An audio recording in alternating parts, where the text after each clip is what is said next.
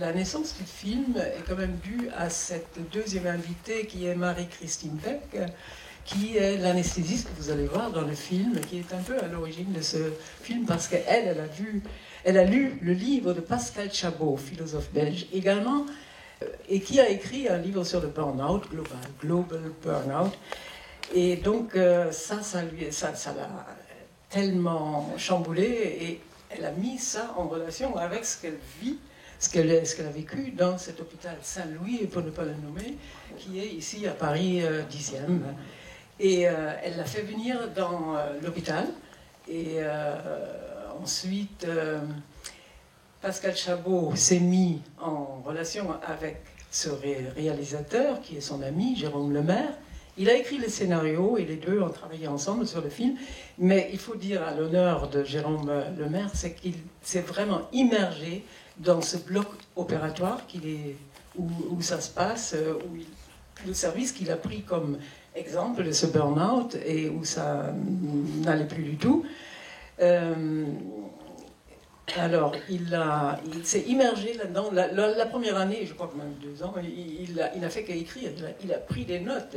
Et tous les jours, il était là sur place pour fréquenter les gens et entrer un peu dans leur intimité. Et ça se ressent très bien dans le film, parce que sinon, ils n'auraient pas parlé comme ils parlent.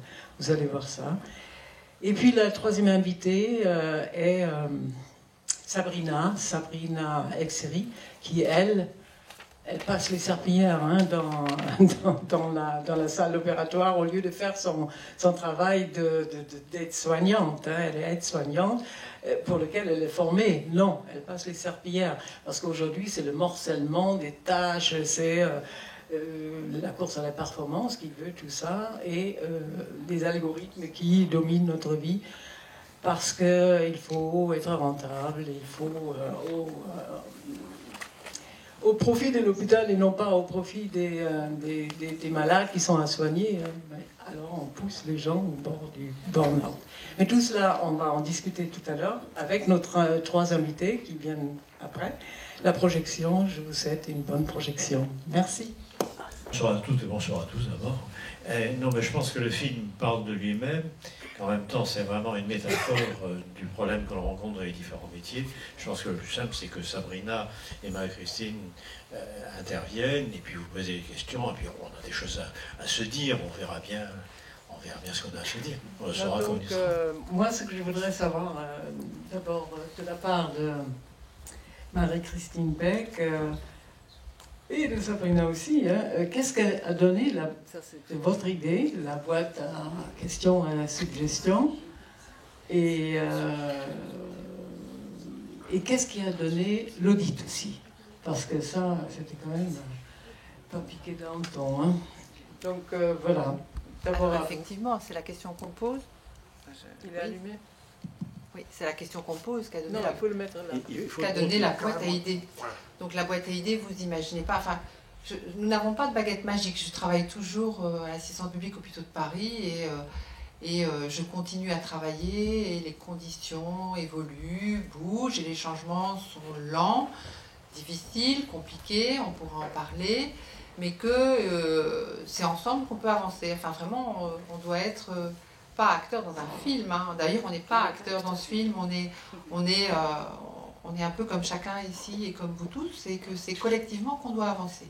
Donc la boîte à idées, c'était une idée. C'était une idée parce qu'il fallait se sortir de la situation et du marasme dans lequel on était, où cet audit n'a pas apporté de réponse. D'ailleurs, je pense à un moment, je dis, on a les chiffres et on va avoir un audit, d'accord, et ils nous ont rendu les chiffres. C'est intéressant. Hein.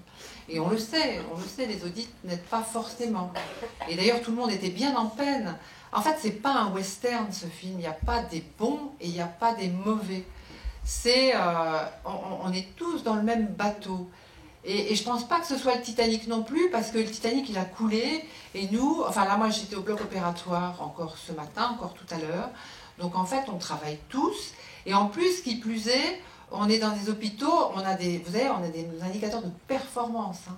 On est plutôt un hôpital qui est assez performant. Donc ça, il faut aussi le dire quand même. Hein. Sauf qu'il y a un truc qui manque et il fallait une boîte à idées pour qu'on se dise il faut faire quelque chose. Alors, vous avez vu le groupe, parce que c'est vrai que on se regroupe toutes les semaines dans l'encadrement. Je suis avec un chirurgien qui est président du conseil de bloc. Je suis moi-même vice-présidente du conseil de bloc. Et on essaie de travailler pour faire avancer le système, enfin, à notre manière. Et on nous a demandé de nouveau d'être au conseil de bloc et on a dit, la boîte à idées, seul on peut rien. Enfin, c'est pas moi qui vais titulariser du personnel. C'est pas moi qui vais faire... Si, en tant que vice-président du conseil de bloc, je peux aider à ce qu'on respecte un peu les horaires. Mais il y a des choses, enfin, Épictète l'a dit bien avant moi, hein, il y a des choses qui dépendent de moi, il y a des choses qui ne dépendent pas de moi. Donc on a dit, on reste au conseil de bloc. Mais on est partenaire avec la direction. La direction, là, au-dessus, en fait, c'est des systèmes, et ça, je pense que c'est là où je vais vous renvoyer la balle, Roland. Eh oui, c'est-à-dire qu'en fait, je suis un ouvrier. Nous sommes, Sabrina et moi, des œuvrières de la santé dans un système.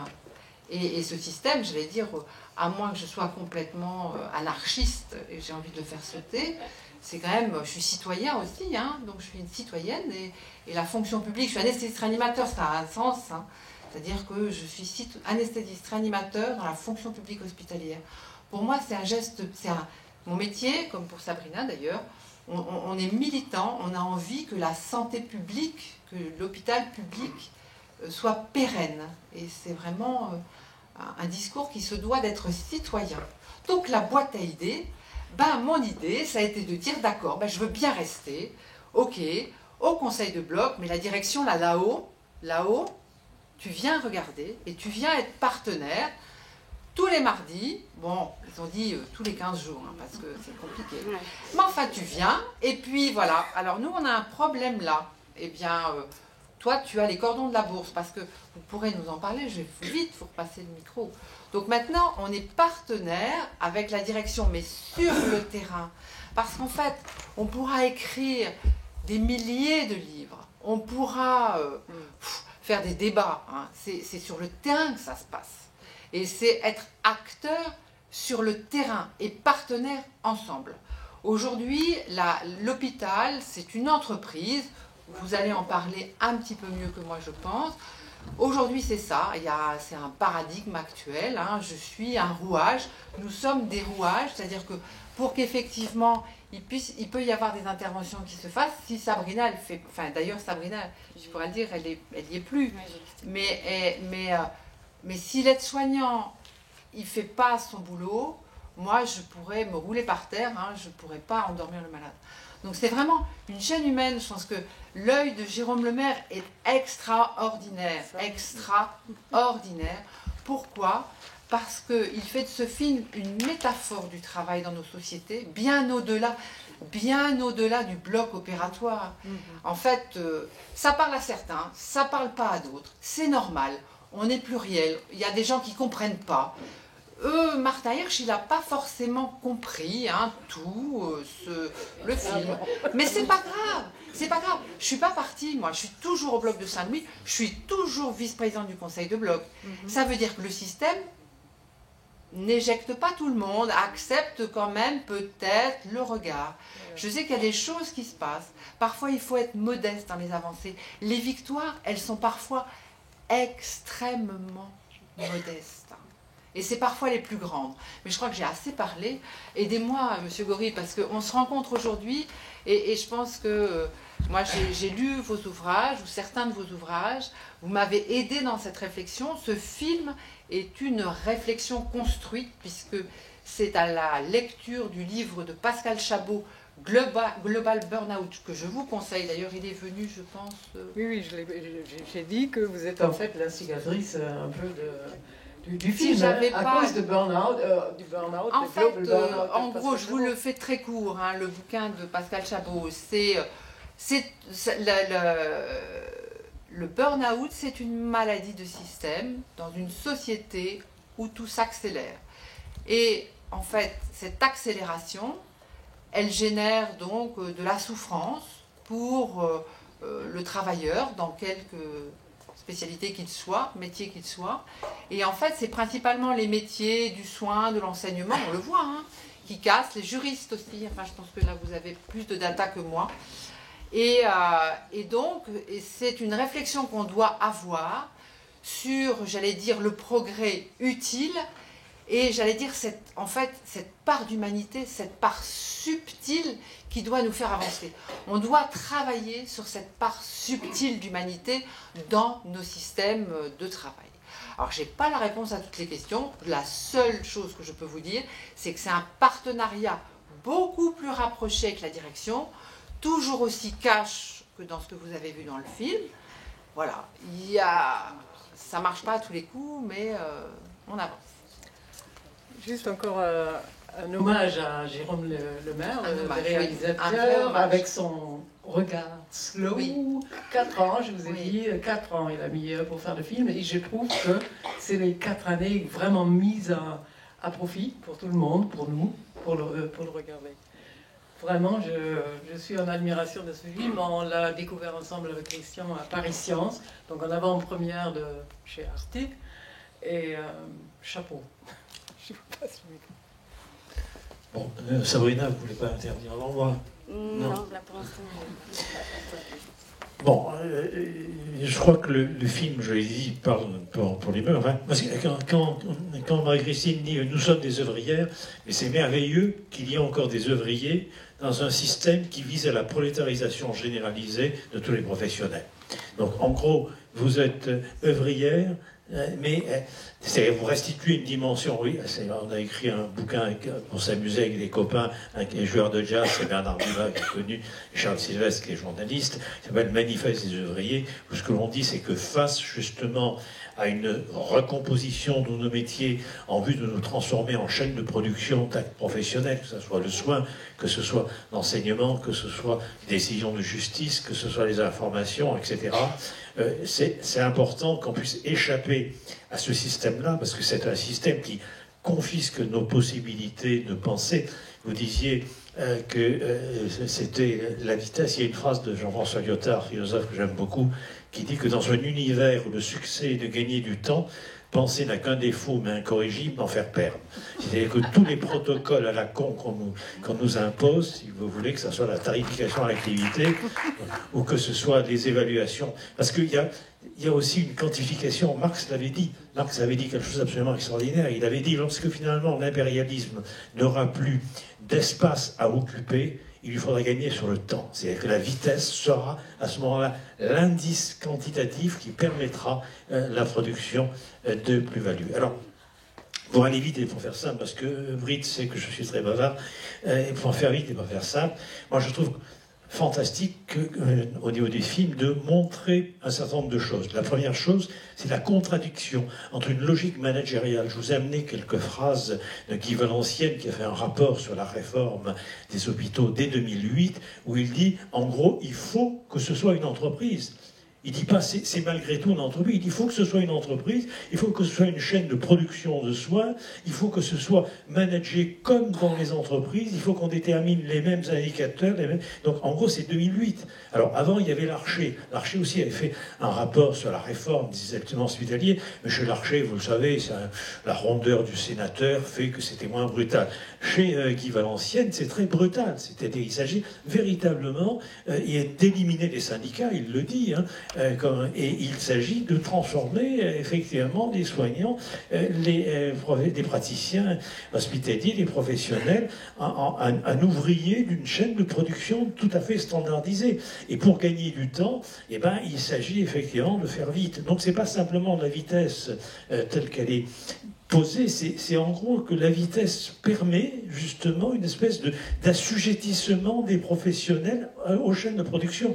Et c'est la même chose, comme vous savez, au niveau par exemple des collèges, des lycées, des écoles, au niveau des tribunaux, au niveau des salles de rédaction. On ne va pas ressortir toutes les professions qu'on appelle les appels, mais enfin, il va de soi que ce sont ces professionnels-là qui sont impactés. Alors, ce qui est fantastique, c'est que malgré la logique managériale qui a une vision purement économique des choses, et ce qui est idéologique, parce qu'on n'est même pas sûr, bien évidemment, que ce soit efficace et productif économiquement parlant. Puisqu'il y a bien sûr une variable dont on ne tient pas compte dans toutes ces évaluations qui sont des impostures.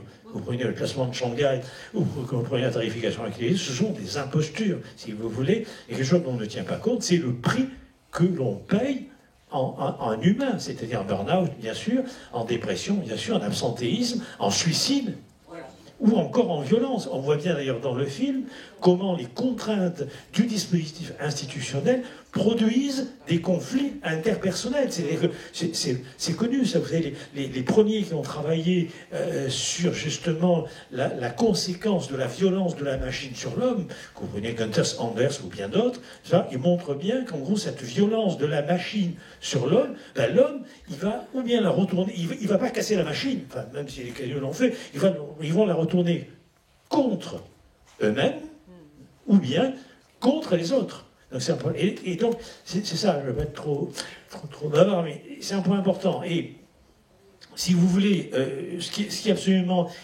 terrifiant, c'est qu'aujourd'hui, bon, il y a des tas d'autres documentaires aussi, il y a d'autres témoignages, d'autres travaux, etc. Ce film est formidable, mais ce qui montre particulièrement, si vous voulez, c'est une souffrance, un désespoir, et malgré tout, une réactivité, une création de beaucoup de professionnels. C'est-à-dire qu'en gros, c'est le moment où on a considéré que la valeur n'était rien d'autre que ce qui était produit par des évaluations quantitatives ou par des conformités procédurales.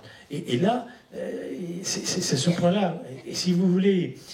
alors, ce que je disais aussi souvent, bon, ceux qui m'ont déjà entendu, tant pis, c'est que ce qui est absolument terrifiant, c'est qu'au sorti de la Deuxième Guerre mondiale, en mai 1944, le Bureau international du travail à Philadelphie dit quelque chose de formidable. Si on veut éviter justement les guerres fratricides qui ont déchiré l'Europe et le monde, il faut investir dans la santé, l'éducation et la justice sociale. Donc en gros, ce sont des investissements, c'est-à-dire qu'on considère que la santé, l'éducation et la justice sociale, c'est ce qui vient prendre soin de ce que Walter Benjamin appelle le levain de l'inachevé qui constitue la vulnérabilité humaine. Donc aujourd'hui, ce ne sont pas des investissements, c'est soi-disant ce qui creuse les déficits publics. Donc si vous voulez, c'est là où on voit bien, y compris dans le film, comment c'est révélateur d'un renversement des valeurs. Bon, j'ai bien d'autres choses à dire, mais je ne veux pas encore une fois déborder. Je dis encore une chose simplement, qui justifie notamment ma présence ici, par l'amitié que je porte à Christian et à Britt, et par l'estime que je porte au travail que vous faites et dont vous témoignez. C'est que nos professions de santé, nos professions d'éducation, nos professions de culture, nos professions, si vous voulez, de justice et autres, bon, vous avez reconnu les métiers de l'appel des appels, ces professions sont ce que j'appelle des professions canaries. Pourquoi des professions canaries? Je ne sais pas si vous vous souvenez, mais le canari, c'est cet oiseau que les mineurs descendaient au fond des mines, parce que de par la constitution anatomophysiologique de son appareil respiratoire, il se mettait à s'agiter, voire à mourir, avant l'arrivée d'un gaz incolore et inodore qui produisait les coups de grisou. Et je trouve que nos professions, par ce dont elles attestent, parce que dont elles témoignent à la fois de souffrance, mais aussi de capacité de surmonter cette souffrance-là, eh bien ce sont des professions canaries, c'est-à-dire que nous sommes en train de prévenir, si j'ose dire, les coups de grisou, des catastrophes de civilisation qui se préparent. Autrement dit, vous êtes lanceuse d'alerte. Hein? Marguerite dit des guetteurs de vent. Ah oui, parce qu'en fait, oui... J'avoue que ma vie est quand même très centrée sur ma vie professionnelle. Donc entre l'hôpital et la maison, il y a une librairie qui s'appelle Les Guetteurs du Vent et qui me permet, donc je guettais certainement le vent. Et c'est avenue Parmentier et j'avoue qu'elle m'a permis de vous découvrir. Voilà, elle m'a permis de découvrir Pascal Chabot. Et d'ailleurs, pour ceux qui ont lu le livre de Pascal Chabot, il termine par la notion de métamorphose sociétale, ce que vous dites là, effectivement. Si on ne veut pas qu'il y ait une sorte d'implosion systémique, hein, effectivement, peut-être qu'il faut écouter le canari. Alors, ce qui est quand même intéressant, c'est que on a réussi à faire un film. C'est quand même... Enfin, extraordinaire. Extraordinaire. C'est-à-dire qu'en fait, dans ce système, j'allais dire, clos, compliqué, complexe, de la fonction publique hospitalière, d'assistance publique hôpitaux de Paris, on doit quand même remercier d'avoir accepté malgré tout, même si ça grince un peu dans les rouages. Ça veut dire que l'espoir est possible, ça veut dire qu'il y a des choses qui sont possibles, et qu'il y a de l'espoir. Parce que si on est là, et on est victime, en fait, si on se sent victime de ce qui nous arrive, et que on ne se bouffe entre nous, eh bien, on ne fera pas évoluer le système. Et c'est ça, la métamorphose de Pascal Chabot. Je crois peut-être avoir quand même un petit peu compris.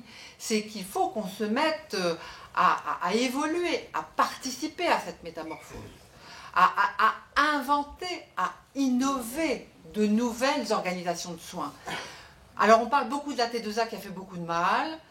Il faut savoir aussi que nous sommes, les médecins, nous ne sommes pas forcément simples, hein, que nous avons un particularisme organisationnel, un particularisme lié à notre éducation, à notre formation, et que maintenant, depuis la loi HPST, il y a un hôpital entreprise avec des directions au pouvoir et qui sont managers. Et donc maintenant on fait des trios de direction avec un président de CME, des chefs de pôle, des directeurs, et que on ne va pas sortir de ce système-là demain, mais peut-être après-demain. Donc réfléchissons à après-demain. Et aujourd'hui, on commence, on dit que la T2A, elle est quasiment morte, je crois. Vous m'arrêtez, Roland, hein. Mais je pense qu'on évolue vers des systèmes comme le parcours patient. Imaginez plutôt un système centré sur le parcours patient. Donc il faut réfléchir, et réfléchir ensemble. Si effectivement on est victime du système, eh bien là c'est le burn-out assuré. Et je crois que c'est un devoir citoyen de se bouger. Non, peut-être juste un mot, et puis peut-être à vous aussi. Est-ce que vous avez des questions? Voilà. Parce que c'est un débat. Hein, ça juste un mot, ce qui est frappant, c'est de voir des gens qui aiment leur métier et dont les conditions sociales et politiques aujourd'hui de l'exercer les placent quand même dans une situation d'injonction paradoxale. C'est quand même ça qui est absolument terrible. Non, mais juste à Sabrina, quand même une question, parce que pourquoi êtes-vous partie alors que vous êtes restée? Est-ce que votre suggestion dans la boîte à suggestions n'a pas été accomplie?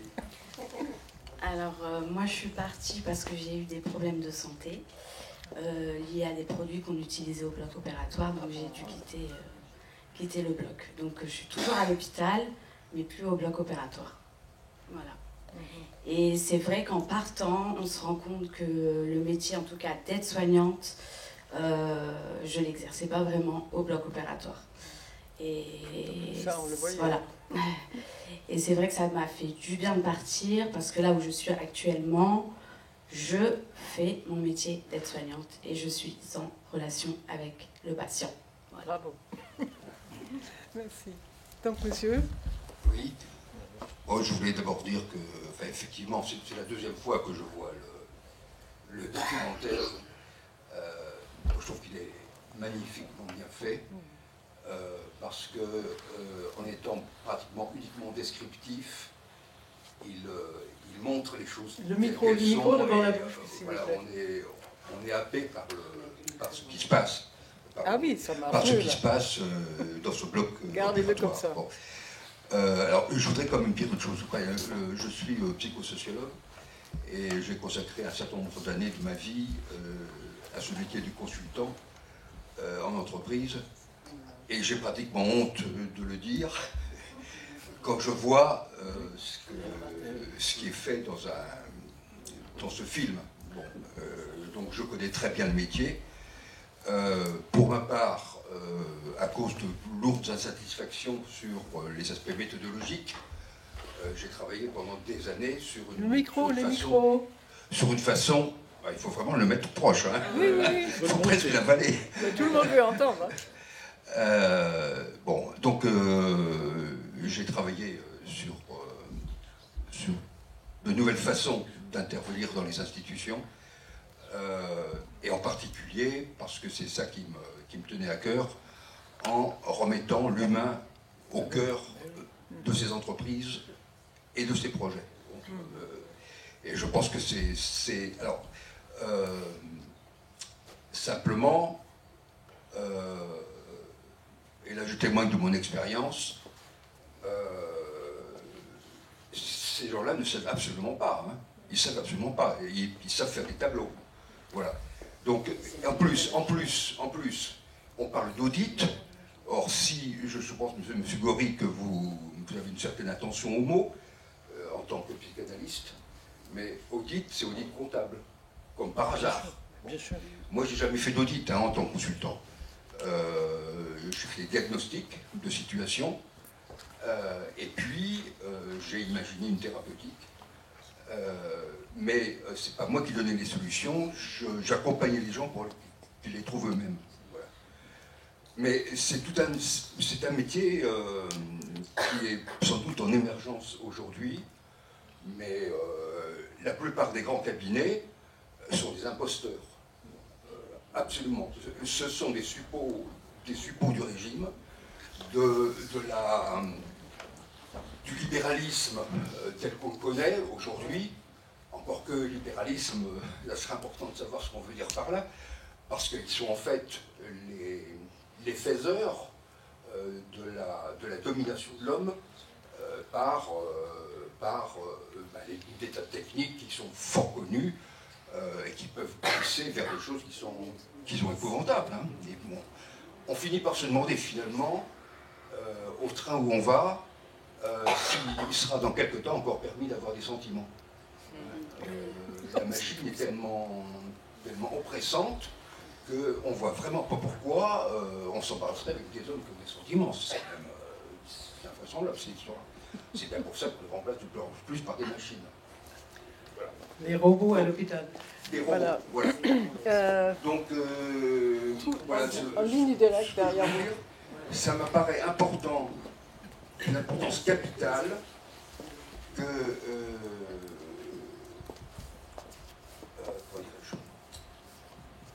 on s'intéresse effectivement à ces nouvelles méthodologies qui sont en train de s'élaborer, et vous ne les trouverez certainement pas dans les grands cabinets de conseil. Hein. Voilà. Mais auprès de gens qui sont coltinés avec cette terrible question. Quand vous parlez de management, enfin bon, voilà, il suffit de lire Pierre Legendre pour savoir ce que c'est que le management. Hein. Bon, donc c'est parce que je suis en fin de carrière, ma carrière professionnelle est derrière moi que je me permets de le dire, mais bon, enfin, voilà, il y a vraiment une révolution à faire, et personnellement, il me tarde qu'on la fasse.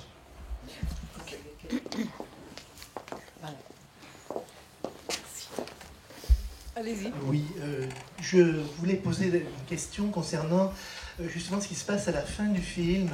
C'est-à-dire, il y a cette boîte à idées avec énormément d'idées qui sortent. C'est ce qui est vraiment un tableau entier rempli. Donc on voit là la richesse des suggestions du personnel. Mais est-ce qu'au niveau institutionnel, il y a les moyens de répondre de façon positive à un certain nombre de demandes, ou est-ce que ça entraîne de la désillusion aussi, lorsqu'on voit des blocages institutionnels, par exemple, ou des manques de moyens qui empêchent de répondre? C'est d'une part très, très riche, mais en même temps, ça peut mettre aussi face à un certain nombre de difficultés de mettre en œuvre des choses. Alors moi, je suis cadre de santé à l'hôpital Lariboisière, dans l'hôpital voisin. Même groupe hospitalier, quand même. Et Hein. je voulais, dans un deuxième temps, et je terminerai mon intervention là-dessus, citer quelques extraits d'une lettre que nous venons de recevoir de Martin Hirsch, un décideur général, le 30 novembre, donc c'est tout récent. Alors bon, la lettre fait 2 pages, mais je prends quelques éléments. Alors, les dotations que nous recevons de l'État au titre de nos missions d'intérêt général seront inférieures de 50 millions d'euros à celles qui nous avaient été autorisées d'inscrire initialement. Cela a bien sûr un impact direct sur nos ressources qui baissent de 15 millions de francs à ce titre par rapport à 2016. Un peu plus loin, on lit « Cela impose que nous maîtrisions encore mieux nos dépenses ». Un peu plus loin, le changement le plus important est relatif à la masse salariale, qui augmentera beaucoup moins que ce qui était prévu. Et cela implique aussi que nous devrons contenir encore plus les dépenses d'achat comme celle de médicaments, de dispositifs médicaux ou de consommables par exemple, ou celle d'hôtellerie. Donc ça touche vraiment tout la masse salariale et toutes les dépenses, qu'elles soient d'ordre du fonctionnement de l'hôtellerie, c'est-à-dire de la réception des malades, des repas, des collations pour le personnel, etc., qui ont d'ailleurs été considérablement réduites ces derniers mois. Et donc je finis là. Les prochains mois devront donc nous permettre de poursuivre le dialogue et faire émerger des idées, des projets qui permettront d'améliorer notre qualité de service, dont l'intention est bonne, et de se donner les moyens de réaliser les économies qui ne compromettent pas la qualité des soins et la qualité de vie au travail. Voilà, injonction paradoxale. Totalement. Martin Riff, 30 novembre 2017. Peut-être vous pouvez dire qui est Martin Hirsch exactement. Non, mais on voit tout de suite. Martin, alors la lettre effectivement interpelle et elle nous a tous interpellés. On se doute bien que nous sommes effectivement face à encore des économies, donc des budgets qui vont être resserrés. On sait que la part des ressources humaines hospitalières, c'est la part des dépenses les plus importantes. Donc c'est sûr que je n'ai pas de solution à apporter. On va devoir travailler, faire autant, voire plus, avec moins de moyens humains. Oui, vous voulez ? Non, mais là, sans micro, il y a quelqu'un d'autre qui a un micro. Oui, mais non, vous ça pouvez va pas, en... ouais. ça. Prenez le micro. Allez. Non, mais si vous... devant la bouche. J'étais très choquée par ce film. Ça fait 2 fois que je le vois. Oui. Je suis extrêmement... Moi, j'étais élève infirmière à Saint-Louis. C'était pas comme ça. Il y avait une solidarité. Où est passée la solidarité entre les gens? Où est-elle passée? Elle est passée nulle part. Parce que ça, ce que vous m'aviez voir là, moi, ça me met en colère. Mais en colère. Vous acceptez tout. Mais ma mère, à la limite, est morte parce qu'en fin de compte, les gens étaient des portes de prison. Et moi, je faisais confiance. Elle me faisait confiance à moi. Hein, l'hôpital, les infirmières elles sont des portes de prison. On leur a appris à être comme ça, je sais pas. Je comprends pas.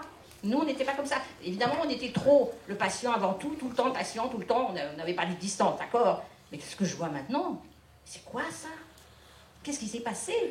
Qu'est-ce qui s'est passé? Ah, donc ça marche, en fait. Vous avez vraiment vu ce que le film voulait montrer. Oui, mais c'est une horreur ce qui s'est passé. Ah, c'est une horreur, là, pour moi. Ah non, pour moi, c'est une horreur. Moi, ça, la première fois que je l'ai vu. Oui, La deuxième fois, oui, c'est... mais non, justement. mais ce que je veux dire, non. Mais qu'est-ce que vous faites contre ça? Eh bien, non, on en parle. On a vu les gens en grève, quand même. Hein. Attendez, Non. Vous avez accepté, là. Vous avez accepté. Écoutez, je pense que d'avoir fait rentrer un cinéaste qui est resté 2 heures en immersion et qui sorte en Europe sur grand écran et sur Arte, en d'audience, ce film, c'est pas quelque chose qui a forcément plu en haut lieu, mais c'est, j'allais dire, le déni de réalité serait un événement indésirable, humainement grave. Donc je pense que qu'est-ce qu'on pouvait faire de manière la plus... La colère, je vous entends, je vous comprends. Est-ce qu'elle est utile pour faire avancer? À chaque fois que là, on me dit parfois, vous voyez dans le film, dans les réunions, je dis plus rien. Mais vous imaginez bien qu'avant de faire venir Jérôme Lemaire et Pascal Chabot dans les réunions, je m'énervais comme vous. Et ça n'apporte pas forcément. Et en fait, je pense que ce qui est beaucoup plus intéressant, c'est qu'on puisse faire un outil analytique comme celui-là, en discuter ensemble et travailler sur des solutions. Parce que le docteur Beck s'énerve dans une réunion n'apportera rien à l'échelle systémique. Par contre, qu'il y ait une réflexion qui se mette en forme, qui s'analyse, qui fasse boule de neige, qui génère de la réflexion, qui génère du mouvement, qui génère de l'action, ça a du sens. La colère, la révolution, alors je veux bien, je fais la révolution, je m'en vais. Non, je m'en vais pas d'ici, vous me connaissez mal. Je m'en vais de l'hôpital public. Ouais, j'aurais pu, hein. Bon, je suis anesthésiste réanimateur, je suis attendue à la Croix Saint-Simon, j'habite dans le 20e, c'est juste à côté. Mais qu'est-ce qui m'importe le plus? Je vous l'ai dit tout à l'heure, je suis intimement attachée à la fonction publique hospitalière de mon pays. C'est-à-dire que dans l'hôpital, dans le groupe hospitalier dans lequel on travaille, ensemble, on soigne des migrants qui n'ont rien, qui ont la CMU, comme on peut soigner des gens, des hommes du spectacle, des arts, etc., qui peuvent venir et avoir exactement les mêmes soins. Et c'est pour cette liberté de soins apportée aux plus modestes, assistance publique. C'est pas que Hôpitaux de Paris, c'est assistance publique. Moi, c'est une valeur auquel je tiens. Je suis désolée, j'ai des valeurs. Et je trouve que la force, je veux dire, peut-être j'ai pas écrit de livre, mais j'ai participé à un film qui est passé sur grand écran. Et ça, c'est, j'allais dire, c'est de l'action, quoi. Et soyons acteurs.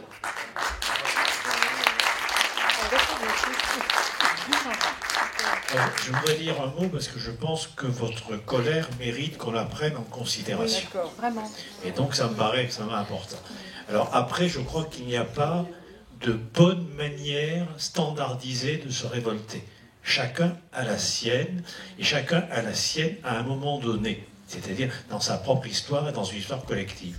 Donc je pense que c'est bien d'entendre des coups de gueule, des coups de colère, des émotions, parce que comme vous disiez très justement, effectivement, les sentiments, sauf s'ils produisent de l'utilité, ils ne sont pas considérés comme indispensables et ils sont éliminés. Donc c'est très bien que de temps en temps, on puisse pousser un coup de gueule. Moi, ça m'arrive de temps à autre et même parfois souvent. Bon. Mais on peut aussi résister d'une autre manière. On peut aussi résister en faisant son boulot. Et effectivement, dans une logique managériale qui pervertit notre manière de travailler, faire notre boulot, c'est-à-dire ne pas raisonner en termes de quantité d'actes, mais en termes de patients, en termes de soins, faire son boulot, c'est résister à une logique qui nous écrase, qui nous humilie, qui nous fait perdre notre dignité humaine. On peut aussi résister en écrivant, on peut aussi résister en participant, on peut aussi résister en manifestant, on peut aussi résister en s'engageant politiquement. Donc chacun à sa manière, et je crois qu'il est important que nous apprenions à nous respecter dans la pluralité des manières de résister à quelque chose qui nous fait perdre notre dignité humaine. Donc, je voudrais rajouter quelque chose. Et ne soyons pas les victimes du système, puisque le système nous appartient, c'est nous. Donc il ne faut... Voilà, exactement. Et je pense qu'il faut être acteur d'un changement. Oui. Oui, mais... Enfin, vous m'accordez 30 secondes.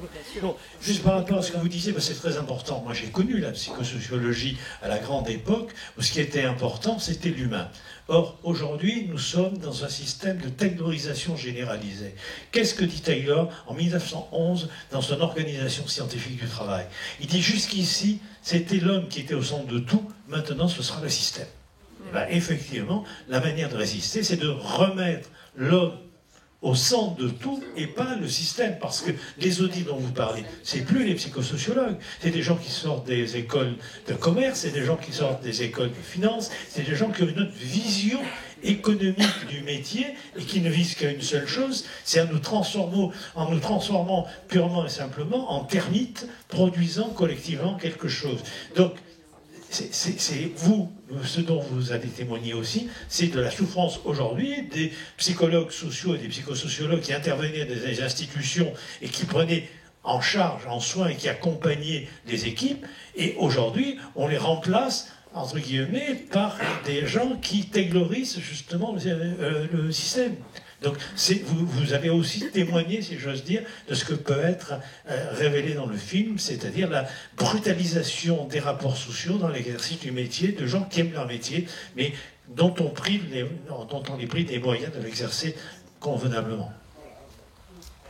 Moi j'ai une question qui est beaucoup plus modeste, qui n'a rien de général. Je voulais savoir, pour vous personnellement, si ce projet de film, de savoir que ça a été sur plusieurs années, de savoir que ce film était en construction, à la différence du Canari, c'est que nous, les êtres humains, on a la parole, on a le langage, et je me demandais si ça vous avait permis de pouvoir continuer à construire un futur professionnel à une période où vous étiez à deux doigts de peut-être d'abandonner.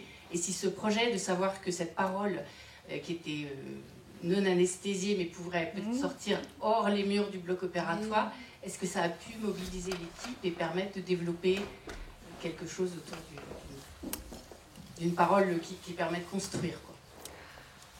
Au sein de l'équipe, au sein de l'équipe et de... Vous-même, parce que vous êtes quand même un pilier central de toute cette mobilisation, et puis effectivement autour de vous, peut-être un peu plus haut. Alors, à titre personnel, c'est une ouverture vers la réflexion sur la psychosociologie du travail. Peut-être que c'est la mise en lumière de quelque chose que je vis depuis fort longtemps et qu'il est temps effectivement que je m'exprime de manière plus officielle et bien au-delà d'un bloc opératoire. Peut-être qu'il est temps, à titre personnel. Mais à titre collectif, pour revenir au collectif dans lequel je travaille, eh bien, ça reste encore extrêmement difficile sur le terrain. Parce que un bloc opératoire se doit aujourd'hui, même si demain il y a des futurs qui peuvent être autres, parce qu'il faut penser autrement, il faut savoir imaginer la médecine de demain et réinstaurer de l'humanisme dans le monde de l'hôpital. Et je veux bien, j'accepte bien, puisque j'y suis encore, d'être dans une entreprise, mais dans une entreprise à dimension humaine. Je n'accepte pas d'être dans une usine à soins. Je veux bien être dans une entreprise humaine. Je veux bien y mettre un peu d'efficience. J'ai croisé à l'occasion des multiples rencontres extrêmement brillantes et, j'allais dire, pollinisantes de ce film, une société qui s'appelle F-Cube et qui travaille sur un concept de fluide. Alors fluide. Moi, un programme opératoire, ça doit être fluide. Fluide, ça me fait penser au lean management. Donc le lean management, c'est typiquement l'univers de l'entreprise. Mais dans son expression mécanique et de rouage. Et donc ça fait aussi beaucoup de mal. Et on imagine bien que mettre du lean management, et d'ailleurs c'est un outil qui est utilisé. Alors c'est vrai qu'un outil, quand il est bien utilisé, ça peut rendre service. Sauf que parfois on sait mal les utiliser. Et nous, dans l'univers du soin, les outils managériaux, on a du mal, on n'est pas bien formé à utiliser ça. Donc après, le deuxième F, c'est frugal. Le monde change. On doit faire des économies. La lettre déprimante du 30 novembre nous prouve que les temps vont être sombres. Mais moi, quand je regarde le monde au-delà de la santé et de mon hôpital, je me pose les mêmes questions. Ça va être peut-être frugal. Donc oui, dans mon quotidien, je dois peut-être penser à avoir une vision durable, pas jeter du consommable, puisqu'en fait on a beaucoup de consommables. Jeter les pyjamas, jeter le matériel, utiliser 3 seringues alors que je peux en utiliser une. Mais ça, c'est une réflexion. Enfin, je veux dire, c'est chacun d'entre nous, nous devons réfléchir à ça, frugal. Et alors, la troisième dimension de cette F-Cube, c'est fun. Alors, moi, je trouve ça sympa, fun, ouais. Moi, je travaille beaucoup depuis fort longtemps. Et je pense qu'on peut travailler beaucoup dans de très bonnes conditions. Et ça, le côté fun, j'adhère aussi. Et on se rend compte parfois qu'il y a, enfin, on est tous, quand on est passionné, vous êtes passionné, vous ne comptez pas vos heures, parce que il y a un côté, Roland, un côté fun quand même dans ce que vous faites. Moi, Plaisir. non mais moi, je vous assure que je pense que je suis vraiment clinicienne. Quand je dis que je suis œuvrière, c'est-à-dire vous n'avez pas devant vous une femme qui n'a pas une activité clinique temps plein. Je suis praticien hospitalier à l'assistance publique, je suis PH 100% de mon activité clinique. Hein. Et donc je pense qu'il est important que j'apporte, que les relations humaines que j'ai avec autrui, avec les patients que je prends en charge, soit, j'allais dire, agréable, soit positive. Enfin, le positivisme, ça doit faire partie de notre fonctionnement. Alors, je pense que je n'ai peut-être pas répondu à votre question de manière très très précise, parce que c'est certainement compliqué sur le terrain. Et que la compréhension du film sur le terrain est beaucoup plus complexe parce que libérer la parole est compliqué. Mais je pourrais vous faire le listing en tant que vice-présidente du Conseil de bloc des petites avancées que nous avons eues. Et puis des grands pas de recul. Pour ceux qui sont dans le même groupe hospitalier, il y a eu la mise en place de la nouvelle organisation du temps de travail avec les OTT. Nous, ça veut dire qu'il y a, en tous les cas pour les infirmiers de bloc opératoire et les IAL, il y a eu un temps qui a été un peu diminué. Donc il y a eu des gains de productivité. C'est ça, hein, on dit comme ça. On a fait des gains de productivité. Et donc ça veut dire qu'on fait toujours autant de malades, voire plus, avec des gains de productivité. C'est le fluide, c'est le lean, c'est les économies. Alors, est-ce que c'est bien, est-ce que c'est pas bien? Je ne suis pas économiste. Hein. Ça, vraiment, c'est vraiment pas mon métier. Je ne suis pas économiste, mais je vois. Vous êtes extra-libéral. Je suis extra-libéral, c'est-à-dire? Ultra-libéral, si vous préférez. Ultra-libéral, pourquoi? Ultra-libéral. Expliquez-moi, je voudrais comprendre. Non, mais bon. Non, mais Pourquoi vous estimez que vous travaillez dans une entreprise? Pour moi, l'hôpital ne peut pas être une entreprise. Je vous comprends, mais vous avez raison. Mais vous avez raison. Sauf qu'excusez-moi, mon employeur, c'est l'assistance publique. Donc je m'excuse, mais je suis dans un système. Je suis quand même dans le système. Donc je ne suis pas ultralibéral. C'est mon employeur peut-être qui est ultralibéral. Mais moi, je suis un ouvrier du système. Hein. Vous savez, je suis un ouvrier du système. Vous le caressez dans le bon sens. Avec un film comme ça, sûrement pas. Je ne suis pas sûre que Martin Hirsch pense. Je ne suis pas intimement convaincue que Martin Hirsch pense que je l'ai caressé dans le bon sens. Je pense que ce qui est caractéristique aussi de notre époque, c'est la crise du sens. C'est-à-dire qu'on peut aussi bien dire l'hôpital est une entreprise, qu'on peut aussi le refuser totalement. Alors, si ça dépend effectivement de ce qu'on entend par entreprise. Oui, alors, il y a les mots. Moi, je pense qu'il y a les mots M-O-T-S. Ils sont extrêmement importants. Je pense que la parole est extrêmement importante. Oui. Sur le terrain, il faut savoir la libérer. Parce que c'est important qu'on puisse se regrouper et discuter entre nous. Mais en même temps, savoir, c'est pour ça que c'est important que vous lui demandiez qu'est-ce que vous entendez par libéral. Parce que, effectivement... Mais donc, c'est en fait, je sais pas, je sais que je suis une employée de l'assistance publique Hôpitaux de Paris. Voilà, il y a quelqu'un d'autre qui voudrait prendre la parole. Oui, je suis Annick Valibous, moi je suis professeure des universités en mathématiques et informatique. Et ma fille est interne de chirurgie, donc je connais peut-être... alors, j'ai une question et j'ai plusieurs réflexions. Donc la question, vous y répondrez après, puisque il y avait, je crois, le professeur Sarfati qui disait « Ah, mais je ne peux plus enseigner ». Donc là, c'est une question un peu pour les futurs médecins, les internes, parce que là, on n'a pas vu apparaître cet aspect-là. Donc s'il n'y a plus de temps, si on est en flux tendu comme ça, il y a toujours des conséquences à flux tendu, entre autres pour l'hôpital. Le flux tendu, c'est quid de la formation des internes qui vont devoir opérer après. Donc ça, c'est une question, bon, on la met en suspens, donc je vais faire d'autres réflexions. C'est déjà quand j'ai entendu l'histoire de l'audit. Donc bon, moi, je connais très bien le sujet, parce que j'ai discuté très longtemps, pendant plusieurs années, avec le spécialiste de la stratégie des alliés. Donc, qui a été avant la stratégie des alliés. Donc, justement, Robert Gory doit connaître, quand il a parlé éliminer les syndicats. Donc, il faut savoir, la stratégie des alliés, c'est toutes ces méthodes de lean management, d'audit, tous ces trucs-là ont été...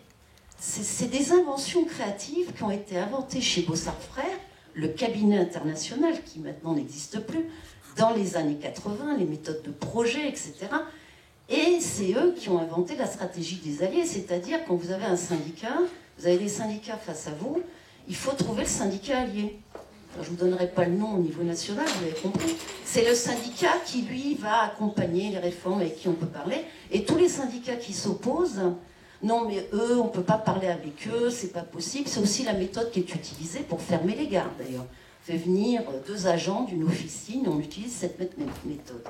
Donc en fait, les nouveaux directeurs d'hôpitaux, c'est justement pas des médecins, ce sont des gens qui viennent du privé, qui ont l'habitude de travailler avec ces officines, qui sont conseillés par eux.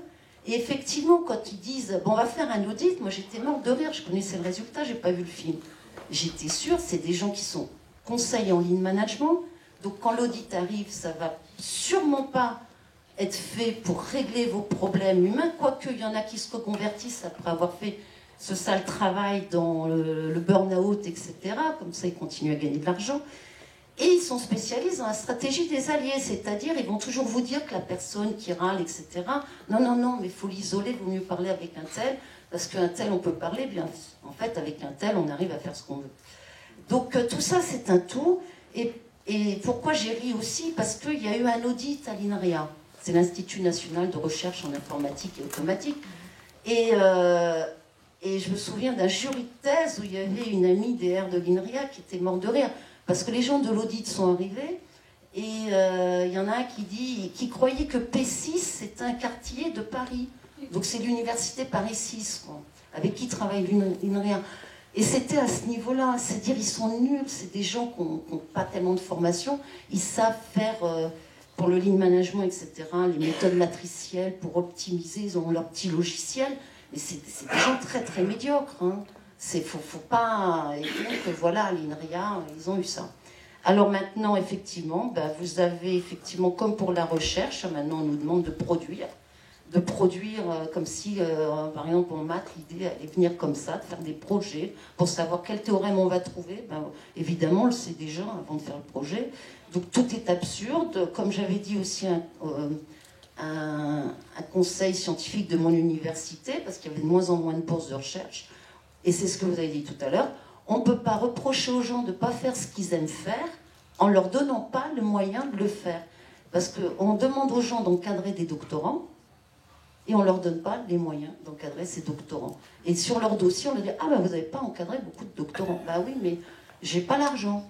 Et puis voilà, donc, et puis l'enthousiasme, oui, on travaille énormément, on aime nos métiers, on peut travailler jusqu'à 2-3 heures du matin sur un article de recherche. C'est pas le travail qui nous fatigue, il n'y a plus de fonction de support, on est obligé de faire toute l'administration nous-mêmes.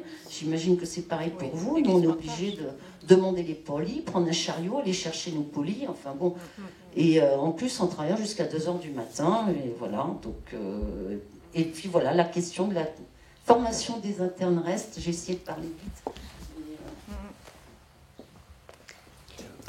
Il y a quelqu'un d'autre ou Roland Maury peut peut-être répondre sur la formation. Oui, oui, sur la formation. Alors, j'ai une question pour un auditeur. Alors, la formation, c'est une excellente remarque et je trouve que c'est aussi un bel hommage à la chirurgie, puisque je pense que dans ce film, on voit le professeur Sarfati faire de l'enseignement et être auprès de ces jeunes chirurgiens et internes. Ma spécialité, alors je suis anesthésiste réanimateur au bloc opératoire. Il y a des internes, des élèves infirmiers anesthésistes. J'enseigne à l'école d'infirmières anesthésistes. Et dans le film, il y a un grand absent. La partie enseignement d'anesthésie est inexistante.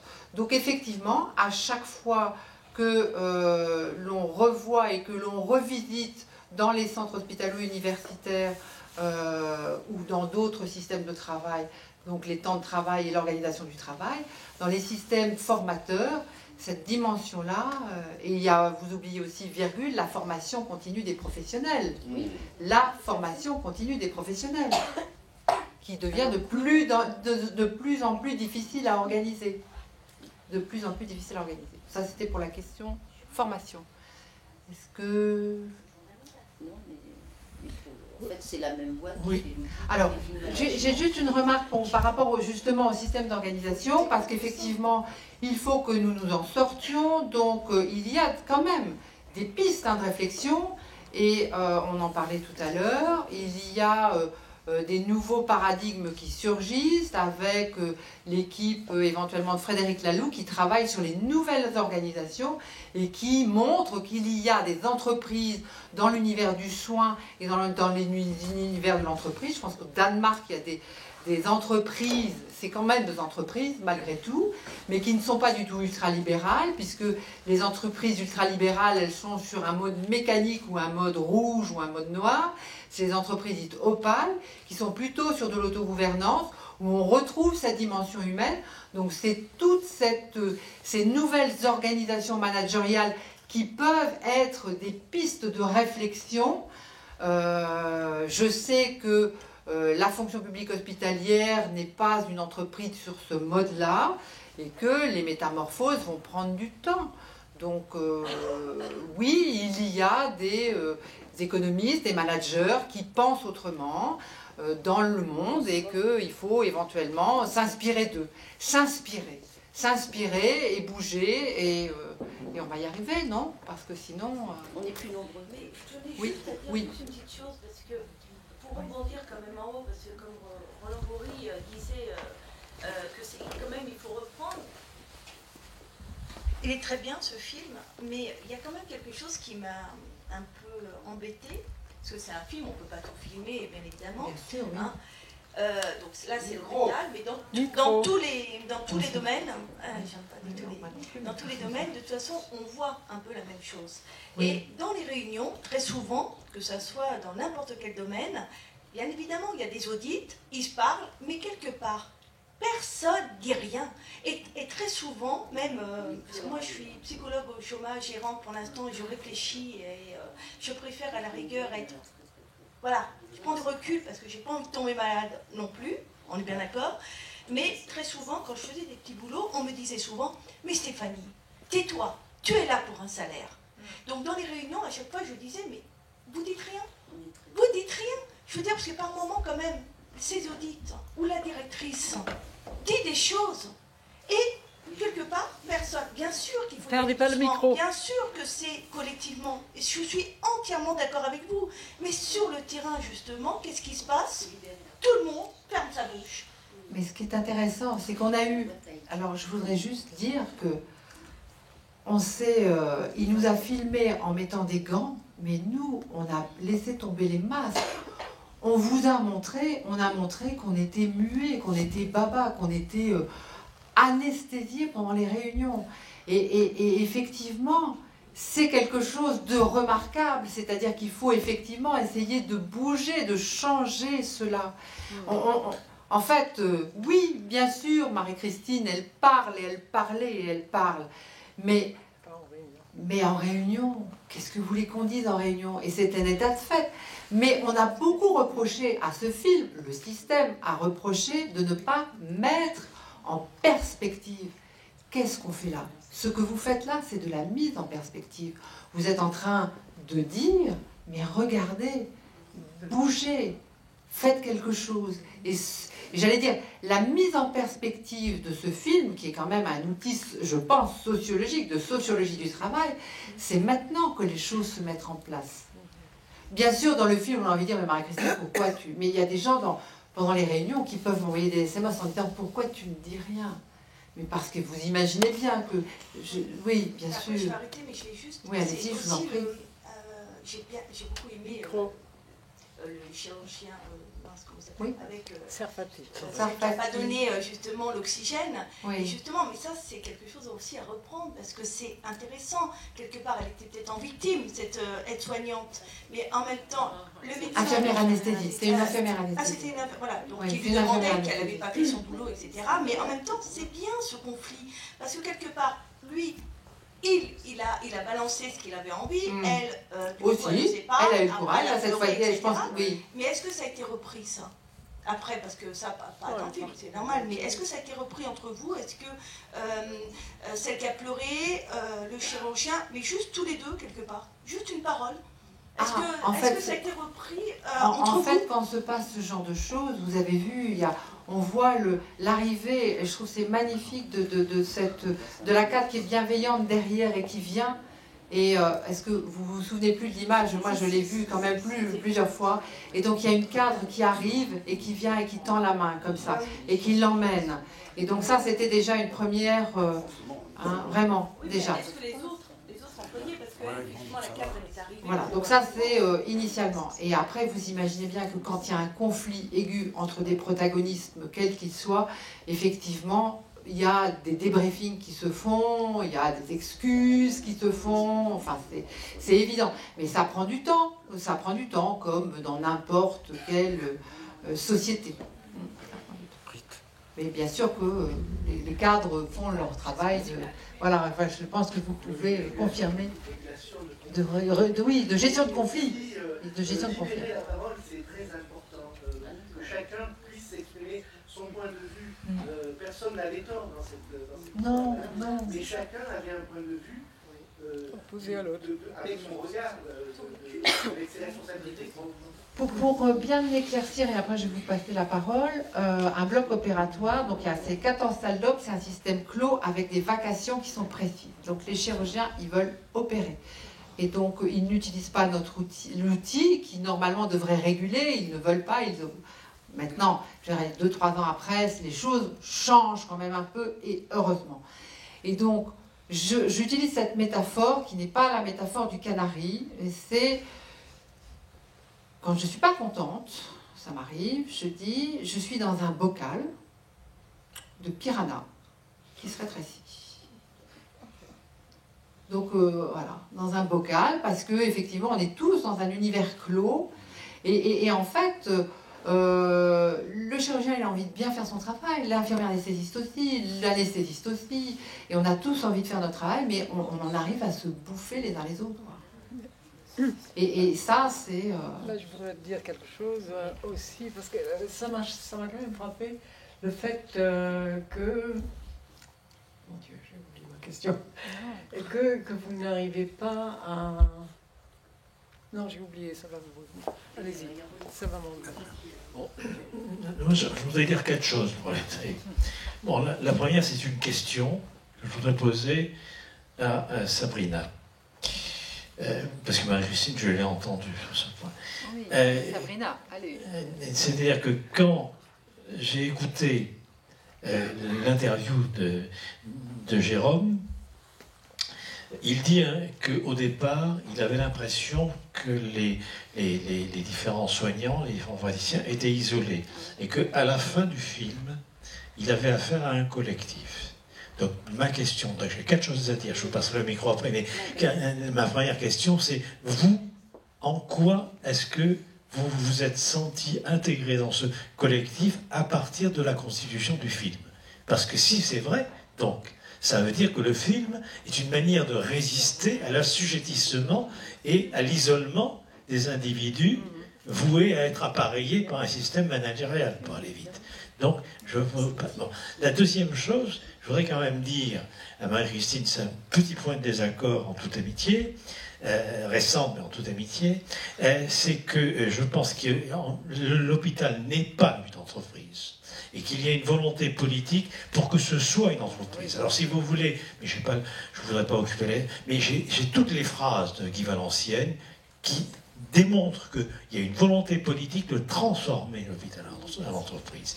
Et là, c'est un problème majeur parce que les audits, effectivement, aujourd'hui, la fonction, c'est de modéliser les actes professionnels de telle façon à ce que l'hôpital devienne une entreprise et que c'est un discours de légitimation poussant à la servitude volontaire.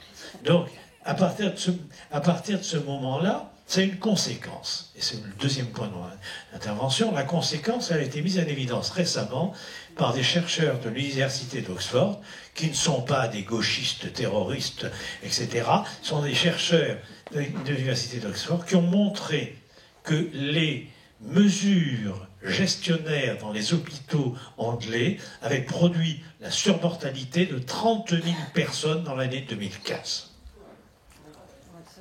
Et bien évidemment, les conclusions de ce rapport universitaire ont fait flamber le Parti conservateur. Vous comprenez bien pourquoi, puisque c'est justement...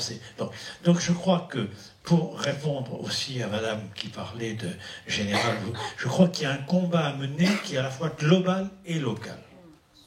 Local, il va de soi que ce sont les gens impliqués sur le terrain qui, par un petit écart produit face, si vous voulez, à la massue managériale, qui finalement peuvent faire quelque chose. Mais il faut aussi pouvoir globaliser. C'est-à-dire il faut pouvoir aussi considérer en quoi, comme vous l'avez dit, ce qui se produit au bloc opératoire, se produit dans les conseils scientifiques des universités, se produit, si vous voulez, dans, encore une fois, les tribunaux, dans les salles de rédaction, etc. Il y a des témoignages là-dessus, et c'est toujours le même principe. Et c'est mon quatrième et dernier point. Le principe me paraît politiquement... Vous savez, moi je suis un vieil universitaire. Donc comme je le disais sur le parvis de ce temple, avant de m'intéresser à la politique des métiers, je me suis intéressé plutôt à l'épistémologie, plutôt dans mon domaine, plutôt à mes recherches sur la passion, etc. Bon, sur plein de choses. Bon, et je ne suis venu à la politique que je dirais à la fin de ma carrière professionnelle, quand je me suis aperçu que le problème n'était pas un problème de théorie, un problème de pratique, un problème d'épistémologie, c'est un problème de volonté politique de transformer les métiers. Et c'est comme ça que je me trouve engagé aujourd'hui. Et là, c'est quelque chose de global, c'est-à-dire que si il faut que nous puissions en finir d'un système qui est un système terrible, qui a été très bien dénoncé par Keynes, quand Keynes dit « nous serions capables d'éteindre le soleil et les étoiles parce qu'ils ne nous rapportent pas de dividendes ». Et bien moi, je ne veux pas vivre dans un monde sans soleil et sans étoiles. Et ça, je crois que ça concerne tous les métiers. Ça ne concerne pas que le bloc, ça ne concerne pas que l'université, ça concerne tous les métiers. Aujourd'hui, nous sommes face à une prolétarisation généralisée des métiers. Si vous voulez, ce ne sont plus simplement les ouvriers qui sont prolétarisés, parce que les ouvriers représentent 8 à 12% de la population française, ce sont l'ensemble des métiers. Et ce qui est frappant, c'est que vous avez dans ce documentaire des médecins spécialistes, des praticiens hospitaliers, des grands patrons, les chevaliers des hôpitaux, des PUPH, comme on dit, les professeurs d'université, praticiens hospitaliers de chirurgie, qui finalement ont en face des audits, donc entre nous, ils ont l'air un peu cons quand même hein, pour ces audits, bon, et ben, ils sont complètement déstabilisés, hein, ils sont parce que c'est pas leur langue, parce que eux, leur langue, c'est de faire leur boulot, de faire le mieux possible, c'est de gérer les problèmes de conflit dans les équipes, c'est d'essayer d'avoir le matériel performant, etc. Et ça, il y a là quelque chose de terrible, c'est-à-dire qu'il y a eu, si vous voulez, un déplacement du pouvoir qui va du professionnel compétent dans sa spécialité au personnel administratif, ce que j'appelle la curatelle technico-financière, qui finalement donne des ordres sans en avoir l'air. Et vous avez des gens qui n'ont jamais vu de malade, sauf en se regardant le matin dans la glace, et qui finalement imposent à des gens qui ont en charge les patients une manière de travailler dans une autre idéologie, dans une autre logique. Et là, il y a quelque chose de terrible, et je suis désolé, qui est globalisable, c'est-à-dire que nous sommes passés d'un système de gouvernement, j'aime pas le mot gouvernant, je n'en pleurerai pas, un terme de gouvernementalité des conduites, comme dirait Michel Foucault, qui est que, à la négociation, au compromis, tout ce qu'on a pu connaître pendant les 30 glorieuses, pour aller très vite, aujourd'hui, c'est en précarisant les professionnels, en les humiliant, en paupérisant leurs moyens, qu'on peut leur donner des ordres. Et ça, c'est un changement de paradigme dans la gouvernementalité des conduites. Donc, Sabrina, peut-être pour conclure et aussi dire tout ce que vous avez à dire. Hein, oui. En effet, par rapport à votre question, ce film a quand même apporté beaucoup de choses au niveau des rapports humains entre collègues, c'est-à-dire que il n'y aurait pas eu ça, je pense que toi et moi... On ne serait pas là ici ce soir. On ne serait pas là, et à part bonjour et encore, je ne sais pas, on se serait parlé. Oui. Ouais.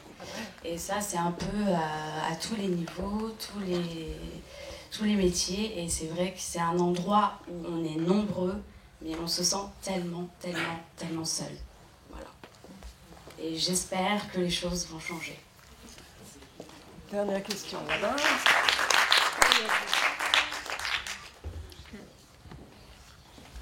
Oui, je voudrais faire une petite remarque. On a parlé au début de l'audit qui devait être sur la qualité de vie.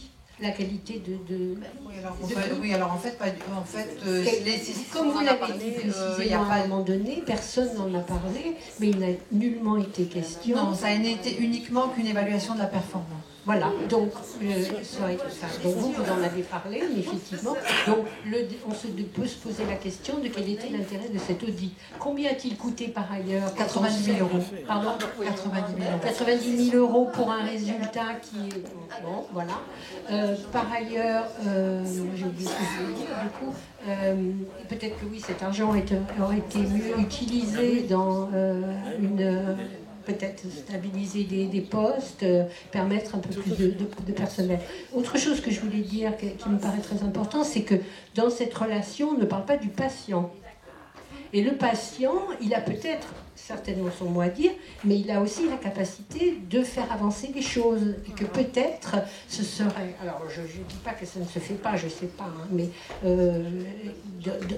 vu les difficultés que vous avez à faire bouger les choses face à la direction et face au ministère et au gouvernement, peut-être qu'il faudrait envisager la possibilité de faire intervenir davantage les patients réels et les patients potentiels. Donc peut-être il y a aussi un autre moyen de faire part des difficultés que rencontre l'hôpital et le personnel de l'hôpital pour faire avancer les choses.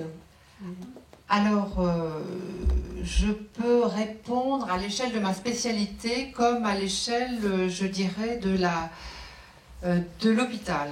À l'échelle de ma spécialité, donc dans le contexte chirurgical, on évolue vers un patient, on est dans la prise en charge du patient dit debout. Ça veut dire que, on le voit avec le développement de la chirurgie ambulatoire, on vient se faire opérer le matin, on repart le soir, voilà. Et on arrive debout, et quasiment debout au bloc opératoire. C'est-à-dire qu'on n'est plus prémédiqué, on n'est pas allongé. Hein. C'est pas comme ça encore aujourd'hui. On va évoluer vers ce type de prise en charge. Hein. Attention. Ça veut dire que si je suis patient et que j'arrive au bloc opératoire, j'ai quand même envie d'avoir des professionnels qui se parlent, qui me considèrent non plus comme un patient, mais comme un être humain à part entière. Madame, monsieur, installez-vous, etc. Une personne. Le patient est une personne, mais là, le sera vraiment.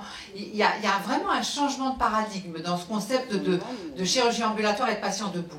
Donc, c'est ces processus-là qui vont nous permettre de changer de mentalité, et c'est vrai qu'il va y avoir forcément dans ces processus-là de l'économie de brancardage, de l'économie, il y a des ressources économiques. Donc, il faut parfois penser le soin autrement. Et je pense que c'est une très très bonne chose que le patient soit une personne qui arrive au bloc opératoire comme il va chez le dentiste et qu'à la fin de l'intervention, je le réveille, que je lui dise « Est-ce que vous allez bien? Vous n'avez pas mal? C'est super. Vous allez pouvoir remonter plus vite dans votre chambre, boire et manger plus facilement. » Donc ça, c'est une évolution, je dirais, médicale. Hein. Alors après, les patients, la vie du patient, enfin la vie, l'opinion du patient dans l'hôpital d'aujourd'hui. Pour avoir approché et entendu les associations de patients, je pense qu'ils sont extrêmement sensibles à l'analyse, non pas l'analyse en termes de performance, hein, mais l'analyse de la qualité de vie au travail des soignants au service des soins. Pourquoi ? Parce qu'on le sait que quand les soignants ne vont pas bien, eh bien, il y a une diminution de la qualité des soins. Alors, je peux vous parler, c'est effectivement l'univers de la santé, donc effectivement, on peut sortir de ça. C'est la symétrie des intentions dans le domaine du management. Et ça marche dans tous les domaines aussi. Ça s'appelle la symétrie des intentions. Donc ça, on le sait, et je pense que les collectifs de patients sont acteurs et sont vigilants, et n'ont pas du tout envie que les patients, que les soignants aillent mal. Ça, c'est une évidence. C'est une évidence pour... c'est une évidence. Mais je ne parlais pas du patient face à face, évidemment, qui arrive pour une... Mais en patient en face à face, je trouve que c'est un vrai plus. C'est une évolution qui peut être intéressante dans le rapport à l'autre et au patient. On est d'accord. Mais ça ne va pas améliorer vos conditions de travail et vos capacités à alors, écoutez, je pense qu'il faut être... pas forcément. Peut-être faire passer une information auprès du grand public par le biais des personnes qui circulent dans l'hôpital, qui peuvent venir pour une simple consultation. Évidemment, c'est un domaine très particulier qui est le vôtre, pour avoir un rapport de ce type avec le patient, et de faire passer l'information de manière plus générale. Oui, enfin, vous savez, pour qu'on en arrive à faire venir un réalisateur pour avoir un film comme ça, c'est qu'on avait quand même envie, on a quand même envie que ça bouge. Et la grande maison, elle bouge difficilement. Hein. C'est aussi quelque chose qui a été mis en évidence dans le film, dont on n'a pas parlé, c'est aussi la transformation du statut des chirurgiens qui perdent un peu de toute puissance liés à leur fonction et qui redeviennent des agents comme les autres, en fait, des ouvriers. Je voudrais simplement faire part d'une petite expérience personnelle. Moi, je ne travaille pas en bloc opératoire, mais j'ai été sollicité par la direction de l'établissement pour participer à un audit des blocs opératoires. Et dans le bloc opératoire où j'ai fait mon audit, le chirurgien est arrivé en seigneur avec 3/4 d'heure de retard, ce qui a occasionné à la fin un dépassement du temps de travail dont on parle très souvent dans le film. Ça a occasionné aussi le fait que tout le monde attendait, l'anesthésiste, les infirmières, les ivrones, en fait tout le monde était coincé en attendant le grand seigneur arrive. Et surtout, ce qui était encore plus dommageable, c'est que la patiente n'était pas endormie, était sur la table de bloc, et attendait aussi l'arrivée du chirurgien avec tous les instruments autour d'elle, l'agitation du bloc, sans que personne ne s'occupe d'elle d'une part et sans être non plus endormie. Et elle était vraiment témoin des préparatifs de son opération qui prenait du retard.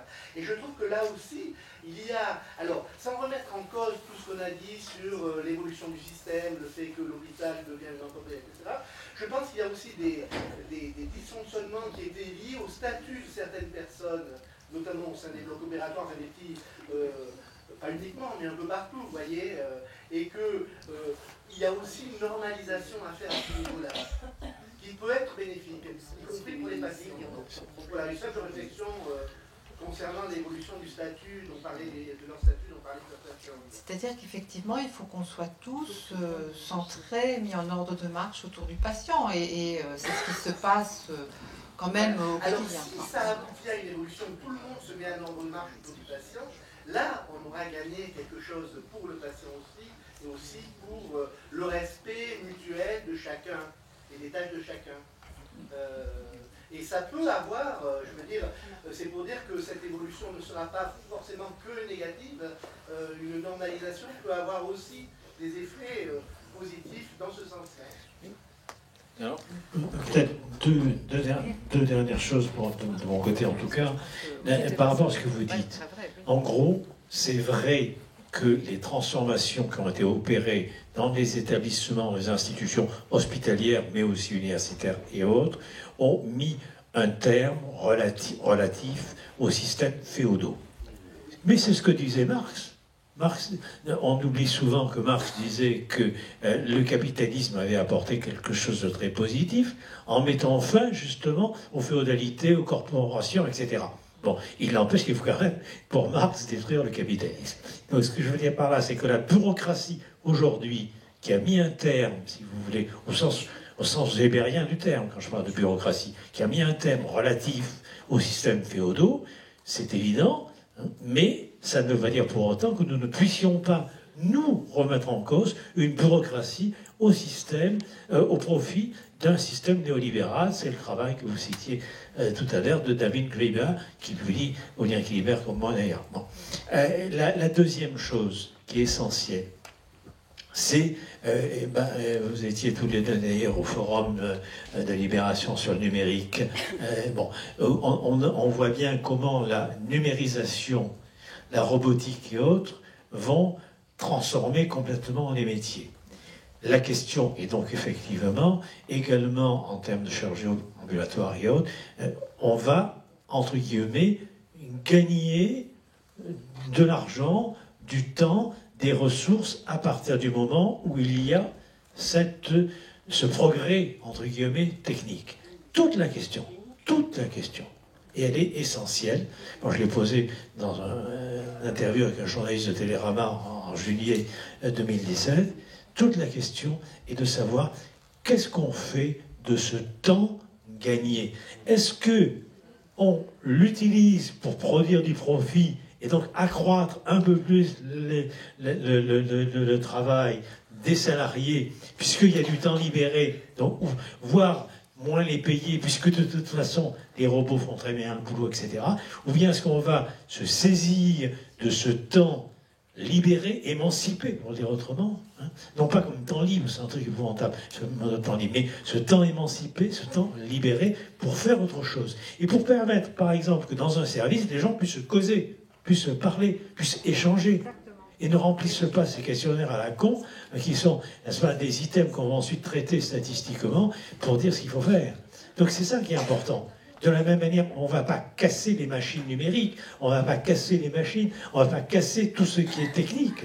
Mais le problème, c'est de pouvoir l'inscrire dans un milieu humain, et il s'agit non pas de nous robotiser, mais d'humaniser les robots qui pourraient être enfin au service des humains.